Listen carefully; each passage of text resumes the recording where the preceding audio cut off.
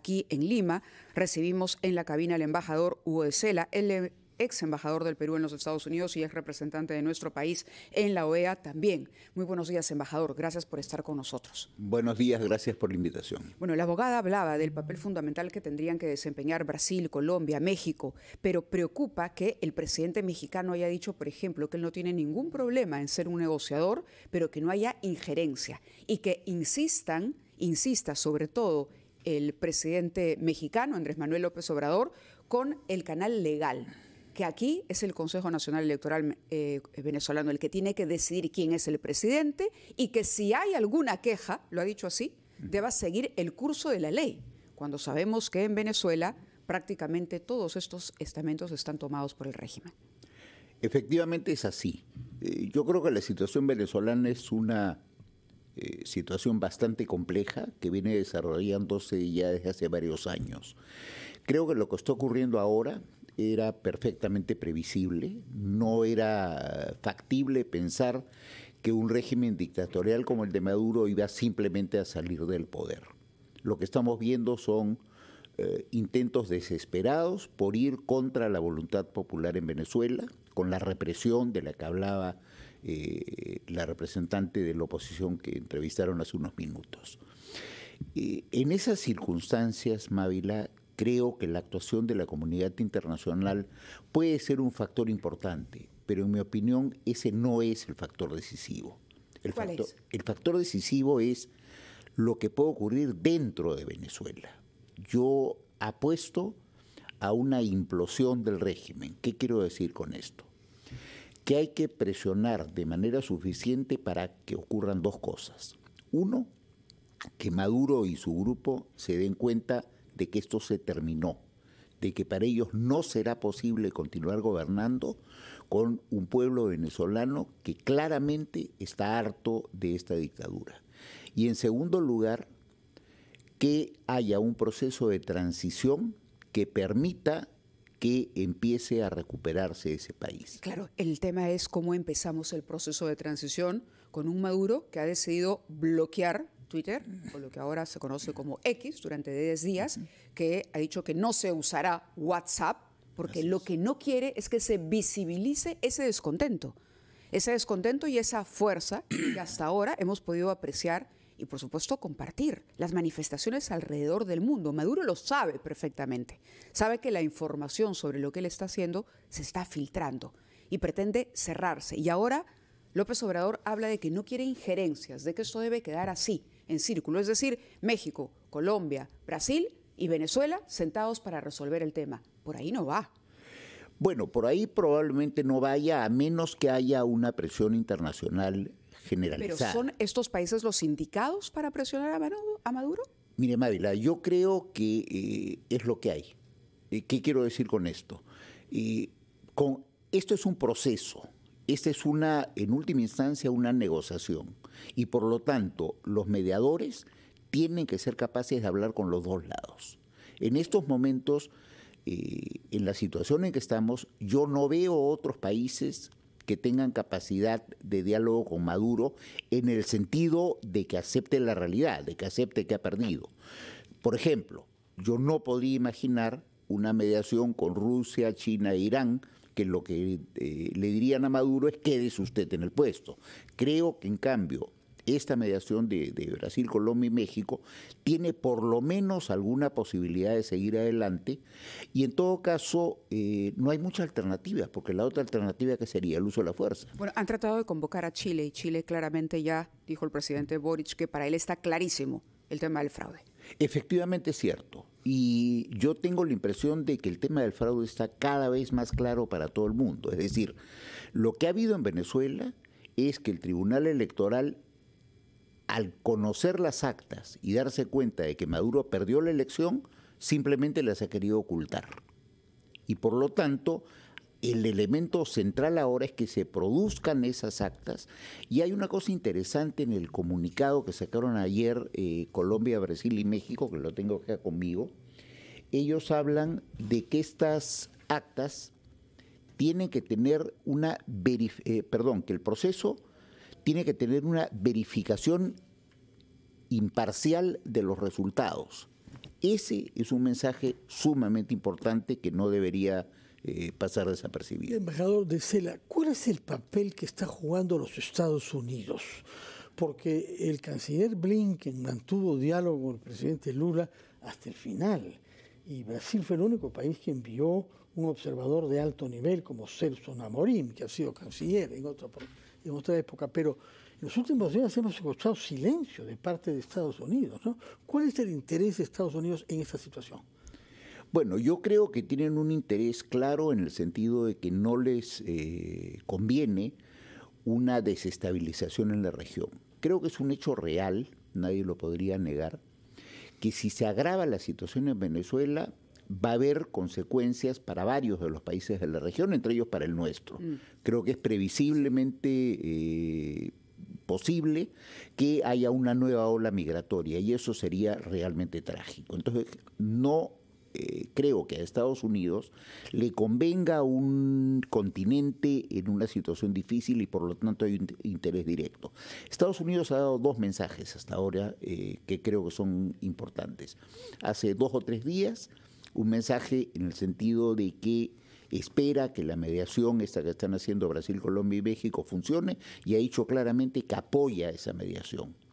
El hecho de que Estados Unidos apoye quiere decir que están dispuestos a actuar, no en el primer nivel, no públicamente, pero sí probablemente de manera discreta.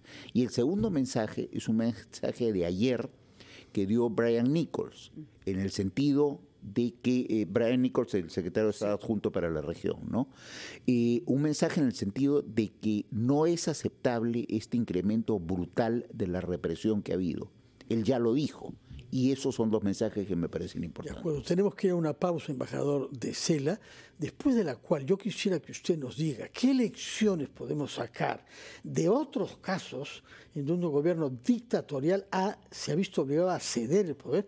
Usted creo que ya era activo respecto de Nicaragua el año 90, cuando los sandinistas de esa época reconocieron al final una derrota frente a la señora Violeta Chamorro. Nos dirá qué lecciones podemos aprender de la manera como una dictadura puede ser despojada de su poder y qué casos han habido en América Latina antes. Pero tenemos, Mávila, primero que hacer una pausa con titulares en la radio y pausa comercial en la televisión.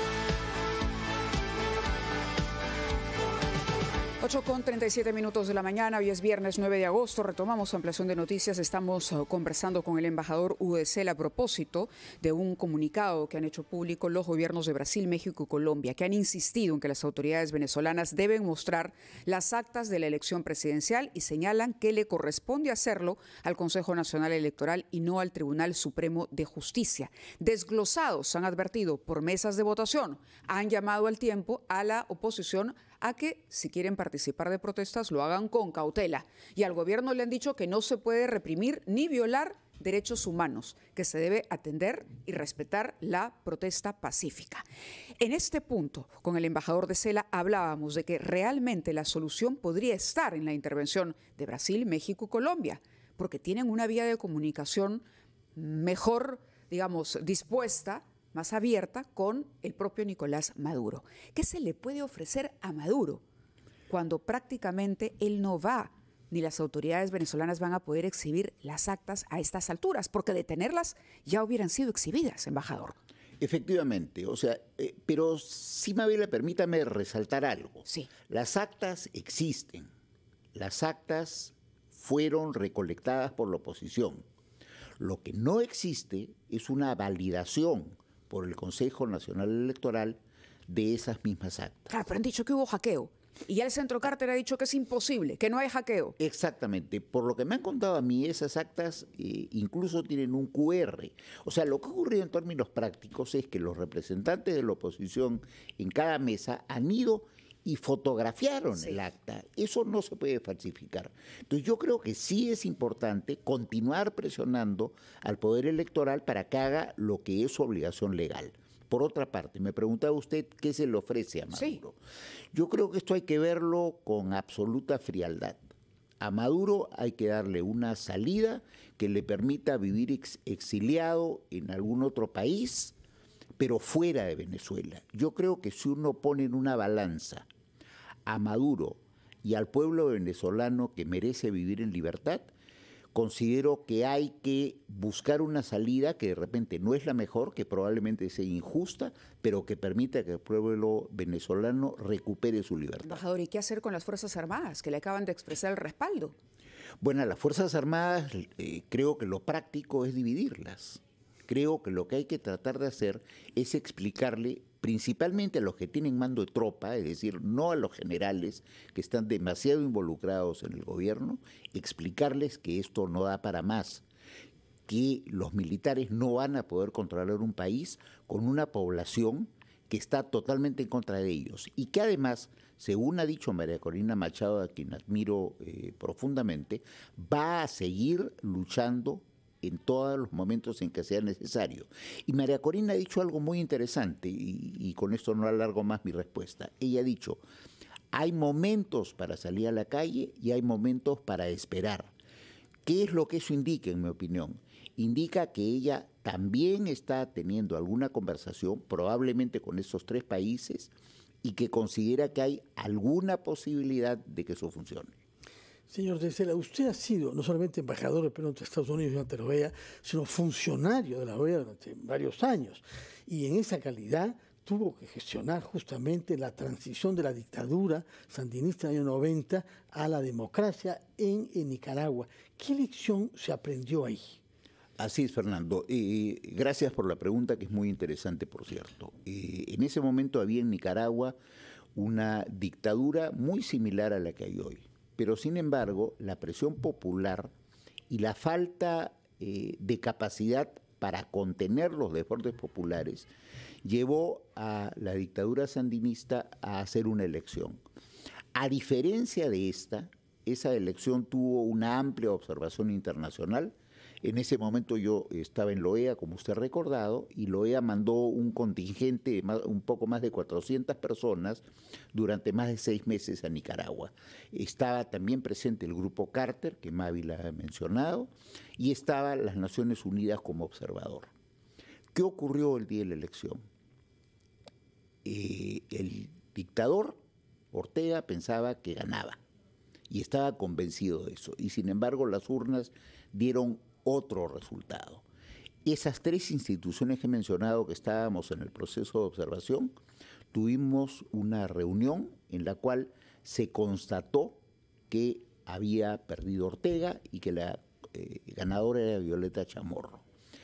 En ese momento se fue a hablar con Ortega y se le dijo claramente que había perdido y que se iba a decir al mundo que eso había ocurrido así. Él pidió algo simplemente, que esa noche los partidarios de Violeta Chamorro no celebren, porque él no iba a ser capaz de controlar su gente y podía haber un baño de sangre. Y a partir de eso, que se habló con Violeta Chamorro y que ella lo aceptó, hubo un proceso de negociación que permitió hacer una salida ordenada y permitió que el gobierno de Chamorro asuma el poder. Ese antecedente, ¿qué nos da como lección? Nos da como lección que hay 2 elementos fundamentales para que un dictador salga del poder. El primero es que el dictador perciba que ya no tiene control del país, que ya no puede seguir gobernando porque el pueblo ya no lo aguanta más. Ese es un primer factor. Y el segundo factor es que se le dé una salida a ese dictador.